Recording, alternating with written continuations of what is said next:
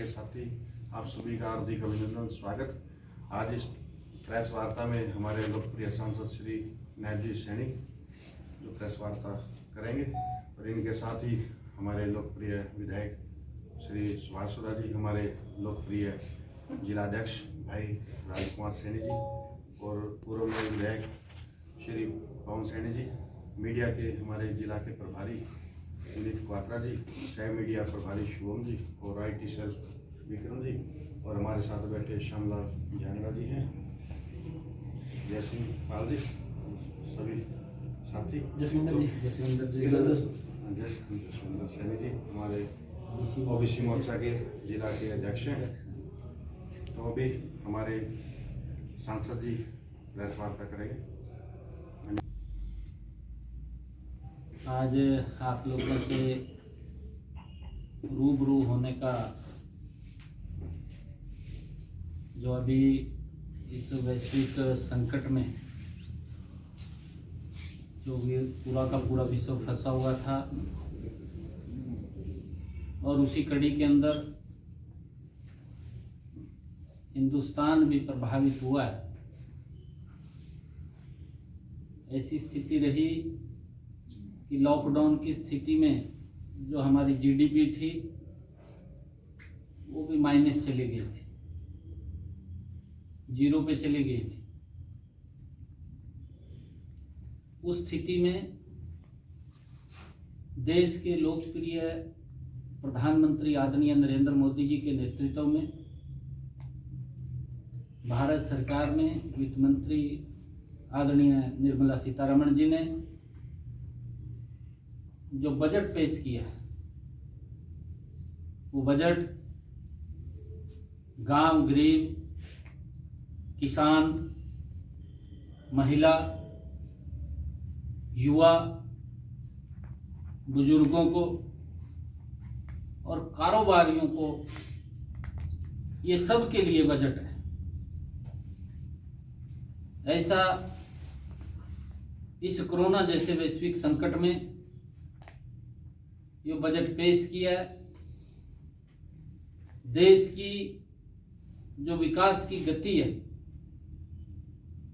उस गति को और तेज करने वाला ये आत्मनिर्भर भारत का ये बजट ये पेश किया है। 6 स्तंभों के ऊपर ये आधारित बजट आदरणीय निर्मला सीतारमण जी ने ये लोकसभा के अंदर पेश किया। नंबर 1,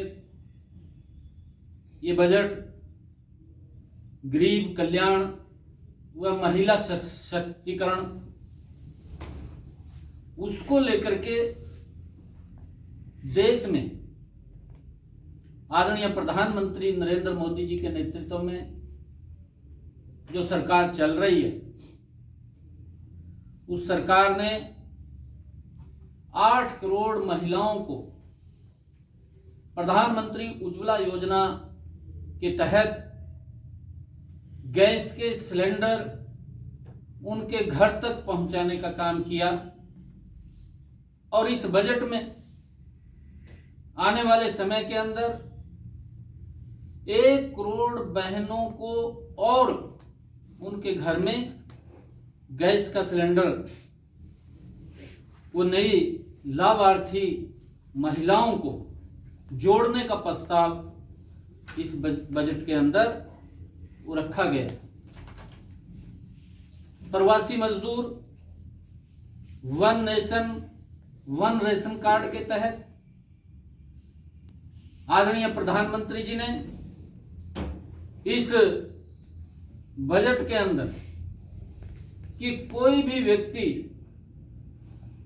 जैसे कोरोना जैसा वैश्विक संकट आया और उस वैश्विक संकट में जब राशन की बात आती थी तो बहुत सारी दिक्कतों का सामना करना पड़ा। 1 नेशन 1 रेशन कार्ड के माध्यम से देश के 32 राज्यों को इसके साथ वो लागू किया जाएगा।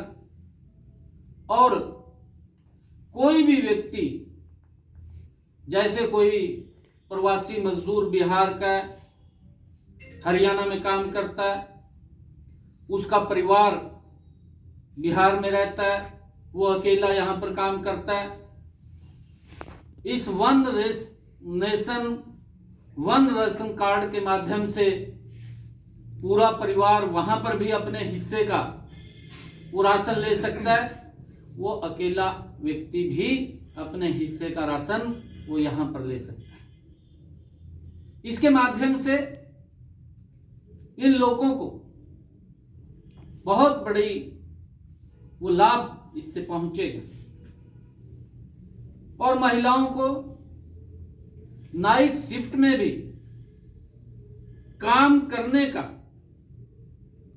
वो पर्याप्त सुरक्षा के साथ इस बजट के अंदर वो प्रावधान रखा गया है कि उनकी सुरक्षा को ध्यान में रखते हुए महिलाएं भी नाइट शिफ्ट के अंदर वो कार्य कर सकेंगी। इस बजट के अंदर असम, बंगाल जो हमारे महिला टीम वर्कर्स थी, ये पहली बार उनकी समस्याओं को ध्यान में रखते हुए इस बजट के अंदर 1000 करोड़ रुपए का वो प्रावधान रखा गया है ताकि उनके जीवन में वो तब्दीली आए।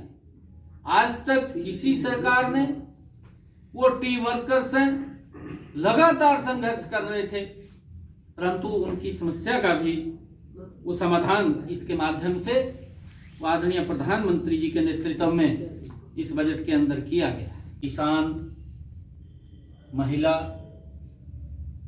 युवा, बुजुर्गों को और कारोबारियों को, ये सब के लिए बजट है। ऐसा इस कोरोना जैसे वैश्विक संकट में ये बजट पेश किया है।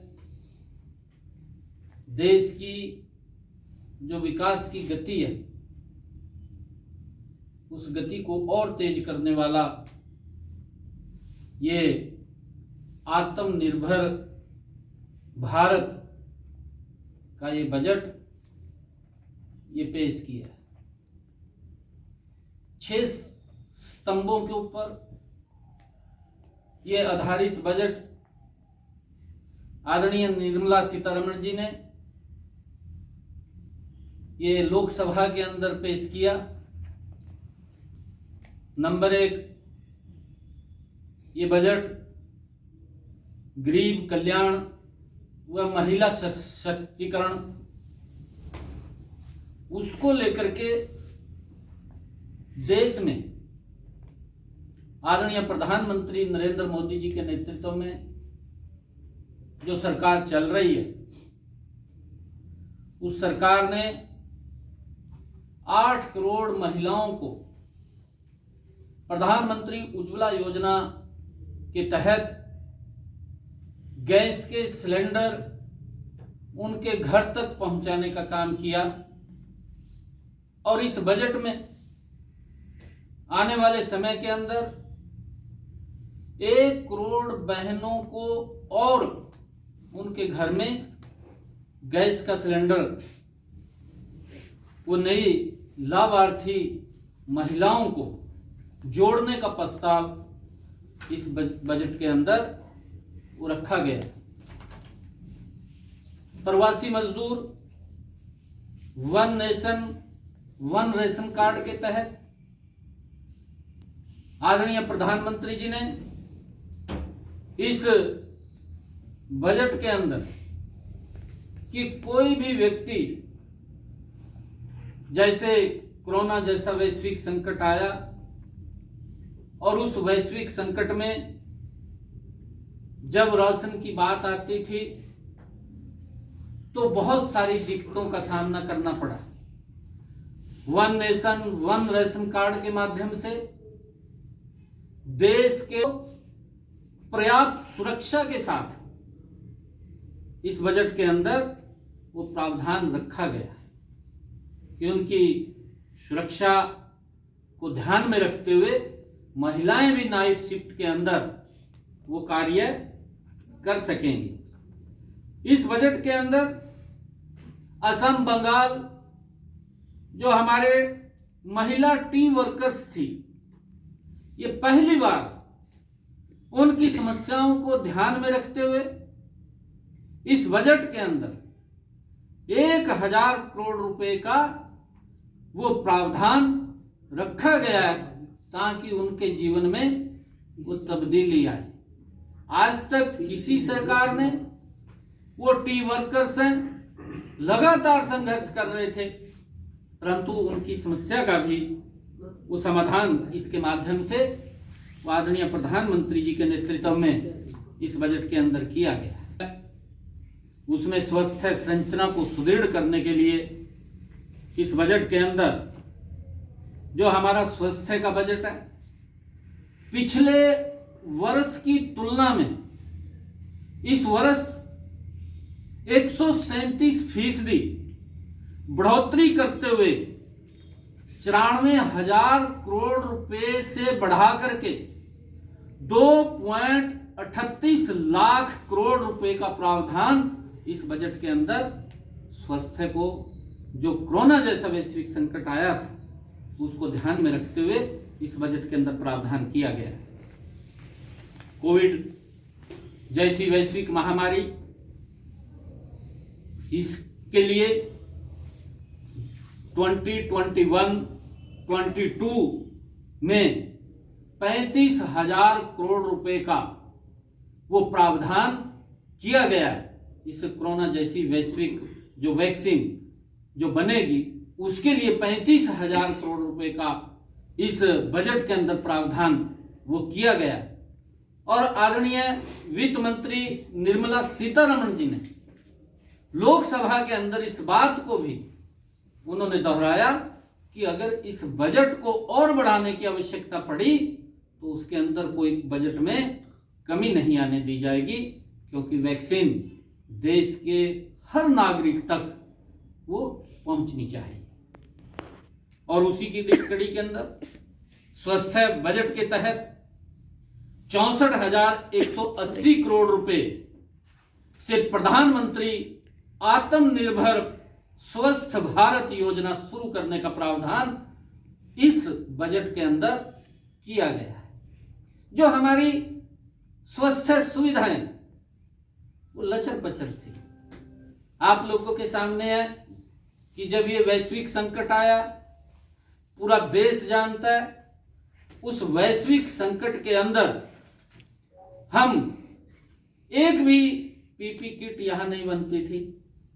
मेरे ख्याल से मात्र इस देश के अंदर एक ही कोरोना लैब टेस्टिंग लेबोरेटरी थी।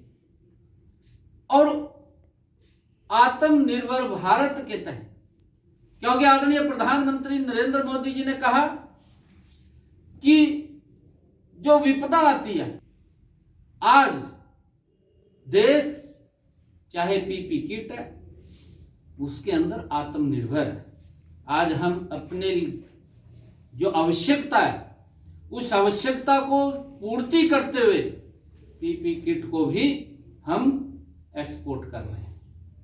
और उसके बावजूद भी इस, जैसा मैंने कहा है कि इस बजट के अंदर आदरणीय निर्मला सीतारमण जी ने प्रधानमंत्री नरेंद्र मोदी जी के नेतृत्व में 64,180 करोड़ रुपए का प्रधानमंत्री आत्मनिर्भर स्वस्थ भारत योजना का प्रावधान वो किया है।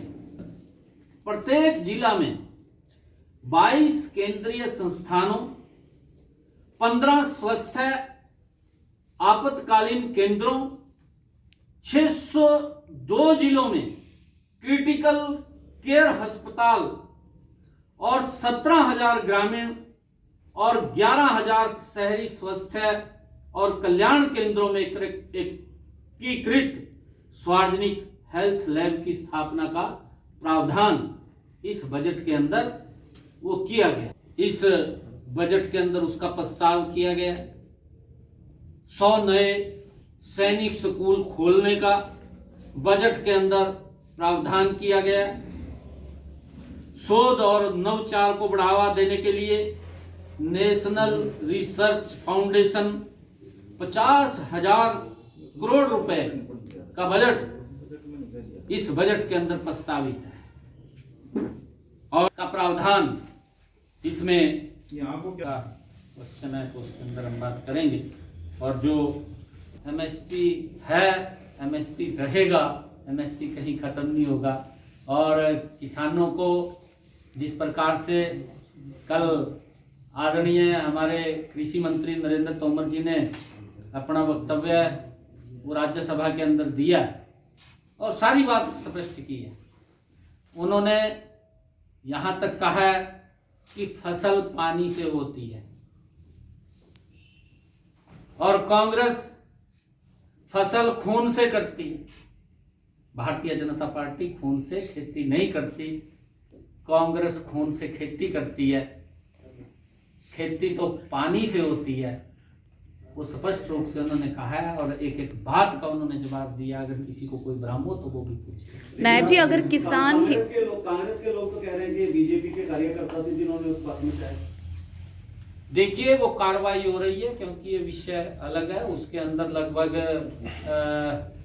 100 से भी ज्यादा 150 के करीब लोग पकड़े गए हैं। और जो भी हमने कहा था कि जिसने भी उस समय के ऊपर राष्ट्रीय महापर्व था उस पर्व के ऊपर उत्पात मचाया, कानून के अनुसार कोई नहीं बचेगा।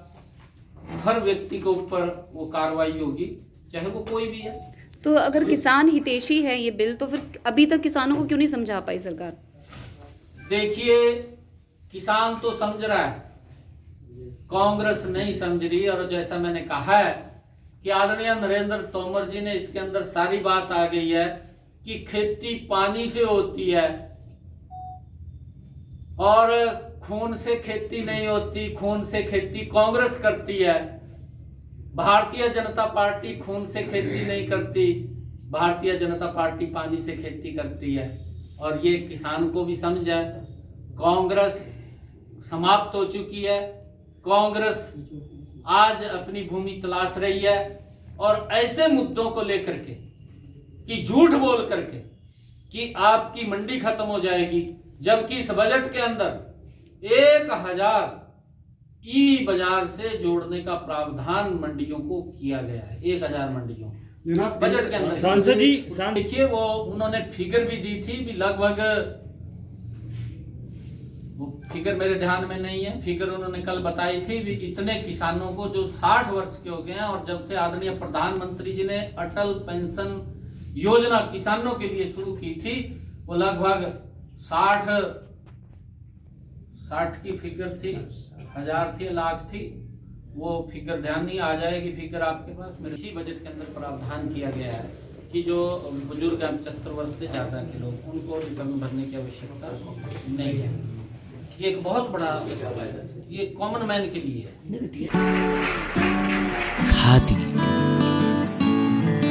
खादी एक विश्वास, खादी एक विचार, खादी एक संस्कृति और खादी एक मुस्कान।